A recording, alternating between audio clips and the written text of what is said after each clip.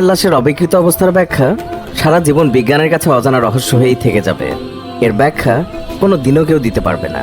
1981 সালে তৎকালীন ফরাসি প্রেসিডেন্ট ফ্রাঁসোয়া মিতেরা মমি করে রাখা ফেরাউনের লাশ পরীক্ষা নিরীক্ষা এবং গবেষণার জন্য তা ফ্রান্সে পাঠাতে মিশর সরকারের কাছে অনুরোধ করেন। ফেরাউনের লাশবাহী বিমান যখন ফ্রান্সের মাটিতে অবতরণ করে তখন দেশটির সরকার প্রধান এবং মন্ত্রিপরিষদ সহ অনেক উচ্চপদস্থ ফরাসি কর্মকর্তা লাশটিকে সম্বর্ধনা জানাতে বিমানবন্দরে উপস্থিত হন। মনে হচ্ছিল যেন ফেরাউন এখনও জীবিত রয়েছেন এবং তিনিই ফ্রান্সের প্রকৃত শাসক। অভ্যর্থনা অনুষ্ঠানের পর ফেরাউনের লাশ ফ্রান্সের একটি বিশেষ সংরক্ষণাগারে নিয়ে যাওয়া হয়। দেশটির সেরা শল্যবিদ বা সার্জন এবং লাশ পরীক্ষায় বিশেষজ্ঞ এবং গবেষক এছাড়াও প্রত্নতাত্ত্বিকদেরকে সেখানে জড়ো করা হয়। ফেরাউনের মমি করা লাশ পরীক্ষা করা এবং এর অজানা রহস্যগুলো উদ্ঘাটনই ছিল এই পদক্ষেপের উদ্দেশ্য। ফেরাউনের লাশ সংক্রান্ত গবেষক টিমের প্রধান ছিলেন ডক্টর মরিস বুখাইলি। ফেরাউনের লাশ সংরক্ষণ অন্য গবেষকদের উদ্দেশ্য হলেও ডক্টর মরিস বুখাইলি নিজে ফেরাউনের মৃত্যু রহস্য উদ্ঘাটনে উদ্গ্রীব ছিলেন। সারা রাত ধরে তিনি গবেষণা চালান। কয়েক ঘন্টা গবেষণার পর ফেরাউনের লাশে তিনি লবণের কিছু অবশিষ্টাংশ খুঁজে পান। ফলে স্পষ্ট হয়ে যায় সাগরে ডুবেই ফেরাউনের মৃত্যু হয়েছে। মৃত্যুর পর তার লাশ সাগর থেকে উঠিয়ে এনে তারপর মমি করা হয়। কিন্তু ডক্টর মরিস বুখাইলির বিষয়ের মাত্রা ব্যাপক হয়ে উঠেছিল একটি বিশেষ প্রশ্নকে ঘিরে। এই লাশ কিভাবে অন্য লাশগুলোর চেয়ে বেশি মাত্রায় সংরক্ষিত বা অক্ষত রয়েছে? ডক্টর মরিস বুখাইলি যখন ফেরাউনের মৃত্যুর কারণ নিয়ে চূড়ান্ত প্রতিবেদন তৈরি করছিলেন এবং তাতে এটা লেখেন যে ফেরাউন সাগরে ডুবেই মারা গেছে, তখন উপস্থিত সঙ্গীদের একজন তাকে বলেন এই গবেষণার ফলাফল প্রকাশে তাড়াহুড়ো না করাই ভালো হবে, কারণ এই গবেষণার ফলাফল মুসলমানদের মতের পক্ষে যাচ্ছে। ডক্টর মরিস বুখাইলি তা নাকচ করে দেন, কারণ তার মতে এমন ফলাফলে উপনীত হওয়া অসম্ভব। বিজ্ঞানের ব্যাপক উন্নতি এবং পরীক্ষা নিরীক্ষার অত্যন্ত উন্নত মানের এবং নিখুঁত সাজ সরঞ্জাম এবং উন্নত কম্পিউটার ছাড়া এটা প্রমাণ করা সম্ভব নয় বলে মরিস বুখাইলি মনে করতেন।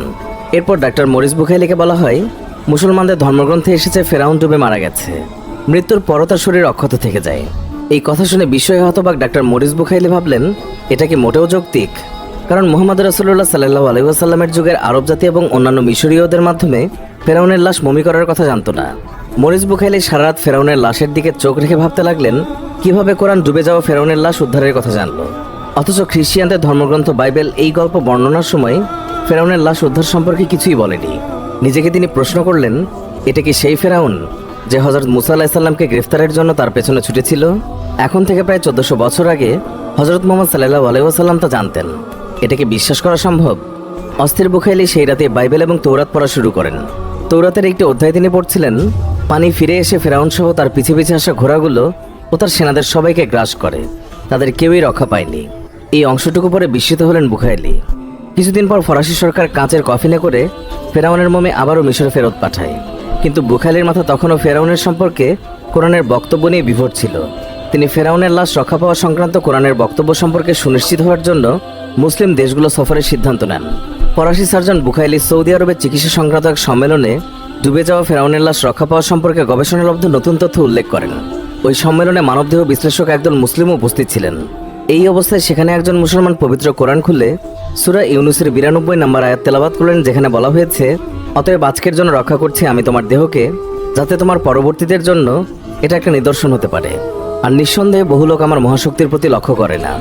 বুখাইলি এই আয়াত শুনে সবার সামনে দাঁড়িয়ে যান এবং মুসলমান হওয়ার কথা এবং পবিত্র কোরআনের প্রতি বিশ্বাসী হওয়ার কথা ঘোষণা করলেন। পবিত্র কোরআনের সত্যতা এভাবে প্রকাশিত হতে দেখে অনেকের চোখ থেকে গড়িয়ে পড়ল অশ্রু এবং হৃদয়ে বলে পরিবর্তনের ঝড়। বুখাইলি বহু বছর ধরে তার গবেষণায় বিজ্ঞানের নতুন তথ্যগুলোর সাথে কোরআনের মিল অমিল খুঁজতে গিয়ে একটি অমিলও পাননি। ফলে কোরআনে কোনো ভুল না থাকার ব্যাপারে তার ঈমান কেবলই দৃঢ়তর হয়েছে। তিনি এইসব গবেষণার ফলাফল তুলে ধরেছেন কোরআন, তাওরাত, বাইবেল এবং বিজ্ঞান শীর্ষক বইয়ে। 1400 বছর আগেও কোরআন বিজ্ঞানের এত সূক্ষ্ম দিক এত নির্ভুল এবং নিখুঁতভাবে তুলে ধরায় তার সীমাহীন বিস্ময় বিধৃত হয়েছে এই বইয়ে। ফলে তা পশ্চিমা বিজ্ঞানীদের মধ্যেও বিস্ময়ের ঝড় তুলেছে। বহু ভাষায় অনুদিত বইটি বেশ কয়েকবার ছাপাতে হয়েছে। অনেক অমুসলিম এই বই পড়ে পরবর্তীতে মুসলমান হয়েছেন। ফেরাউন সংক্রান্ত গবেষণার সাথে কোরআনের দেয়া তথ্যের মিল পেয়ে বুখাইলি উচ্চারণ করেছিলেন কোরআনের এই আয়াত, এরা কি কোরআনের প্রতি লক্ষ্য করে না? এটা যদি আল্লাহ ছাড়া অন্য কারো পক্ষ থেকে হতো তবে এতে অবশ্যই বহু বৈপরীত্য বা ভুল দেখতে পেত। সূরা নিসা আয়াত 82। এছাড়াও আরও জানা গেছে ফেরাউন নিজেকে আল্লাহ বা ঈশ্বর হিসেবে ঘোষণা করেছিলেন, যা ছিল নাস্তিকতার চরম বহিঃপ্রকাশ। আল্লাহ তাকে শাস্তিস্বরূপ তার মরদেহ চিরকাল অবিকৃত থাকার ঘোষণা শাস্তিস্বরূপ প্রদান করেছিলেন, যা পবিত্র কোরআনে বর্ণিত হয়েছে। এই অবিকৃত দেহটি যুগ যুগ ধরে একটি সতর্কবার্তা নির্দেশ করবে, স্মরণ করিয়ে দেবে যে আল্লাহ এক এবং তার কোনো অংশীদারি নেই। তিনি ব্যতীত আর কোনো মাবুদ নেই যে সৃষ্টি জগৎকে লালন করবে। প্রিয় দর্শক, এই ছিল আমাদের আজকের ভিডিও। আশা করছি আমাদের এই ভিডিওটি আপনাদের অনেক ভালো লেগেছে। ভিডিওটি ভালো লেগে থাকলে অবশ্যই একটি লাইক দিন এবং অনেক অনেক শেয়ার করুন। আর এই প্রতিবেদনের ব্যাপারে আপনার মন্তব্য জানাতে ভিডিওর কমেন্ট বক্সে কমেন্ট করুন। আর এখনও যদি আমাদের চ্যানেলটি সাবস্ক্রাইব না করে থাকেন তাহলে এক্ষুনি সাবস্ক্রাইব করে পাশে থাকা বেল আইকনটিতে ক্লিক করুন। এতে করে আমাদের নতুন ভিডিও নোটিফিকেশন সবার আগে পৌঁছে যাবে আপনার কাছে। এতক্ষণ ধরে আমাদের ভিডিওটি দেখার জন্য অনেক অনেক ধন্যবাদ।